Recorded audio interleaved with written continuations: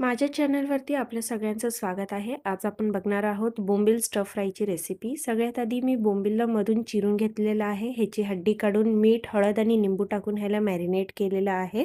स्टफिंगसाठी आपण मसाला रेडी करूया. ज्यासाठी मी अद्रक लसूणचा पेस्ट घेतलेला आहे, कोथिंबीर घेतलेली आहे, कच्चा नारियल घेतलेला आहे, निंबू घेतलेले आहे, एक तिखट मिरची आणि एक कमी तिखटवाली मिरची घेतलेली आहे.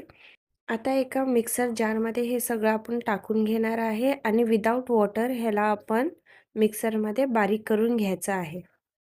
मसाला दरदरा वाटून घेतल्यानंतर थोडं थोडं पाणी करून ह्याच्यामध्ये ॲड करा, पण मसाल्यामध्ये पाणी राहायला नाही पाहिजे. इथे आमचे बोंबील जे आहे मॅरिनेट झालेले आहे. आता आपण मसाला ह्याच्यामध्ये टाकून ह्याला रोल करून घेणार आहे.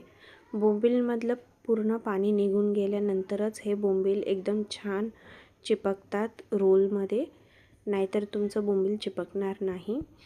स्टफिंग जर निघत असेल तर त्याला दाबून घ्या आतमध्ये. इथे मी 2 अंडी घेतलेले आहे, त्यामध्ये ब्लॅक पेपर पावडर टाकून ह्याला फेटून घेतलेलं आहे. आता हे जे रोल्स आहेत ह्याला आपण अंड्यामध्ये बुडवून ब्रेड क्रम्समध्ये कोट करणार आहोत. ह्याला तुम्ही 5 मिनटासाठी फ्रीज करा आणि त्यानंतर गरम तेलमध्ये ह्याला फ्राय करून घ्या. फ्राय करताना एका टायमाला एकच बोंबील टाका आणि 2 ते 3 बोंबील टाकून एका बॅचमध्ये फ्राय करून घ्या, नाहीतर तुमचे बोंबील तुटू शकतात किंवा उघडू शकतात. क्रिस्पी फ्राय झाल्यानंतर ह्याला तुम्ही सर्व करू शकता तुमच्या फेवरेट डिपसोबत. तुम्हाला ही रेसिपी कशी वाटली हे आम्हाला नक्कीच सांगा आणि आमच्या चॅनल लाईक, शेअर आणि सबस्क्राईब नक्की करा.